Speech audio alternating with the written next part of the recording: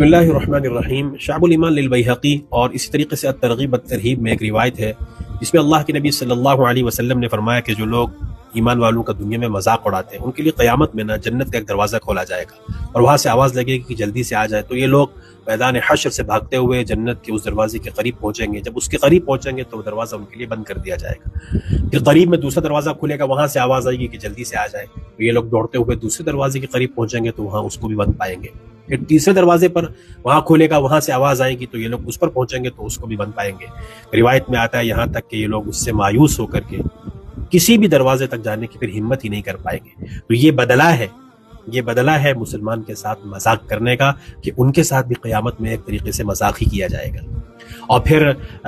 جو لوگ جن کا یہ مشغلہ رہتا ہے کہ کسی کے ساتھ اگر کچھ کہا سنی ہو گئی، معمولی سی بات پر کہا سنی ہونے کے بعد موقع کی تلاش میں رہتے ہیں، طنز کرنے کے چکر میں رہتے ہیں۔ جن کو لکھنے کا شوق ہے تو وہ لکھ کر کے طنز کرتے ہیں، اور بہت سارے وہ ہیں کہ جو اشعار میں طنز کرتے ہیں، کسی کی ہجو کرتے ہیں، اور بہت سارے تو اللہ معاف کرے کارٹون بنا کر کے جن کے ساتھ کچھ کہا سنی ہے، معاملہ ہے، تو ان کے ساتھ اس طرح ان کی برائیاں کرتے ہیں، ان کا مذاق اڑاتے ہیں اور ان کی پگڑیاں اچھالنے میں اپنی عزت سمجھتے ہیں۔ تو وہ ذرا تنہائی میں خلوت میں بیٹھ کے ذرا اس دن کو یاد کریں کہ کہیں کل قیامت میں اگر اللہ کے سامنے ہمارے ساتھ ہی سب کچھ ہو گیا تو وہ کتنی شرمندگی والا معاملہ ہوگا۔ اللہ پاک ہم سب کو عقل سلیم اور نبی علیہ السلام کے فرامین پر عمل کرنے کی توفیق عطا فرمائے۔ جزاک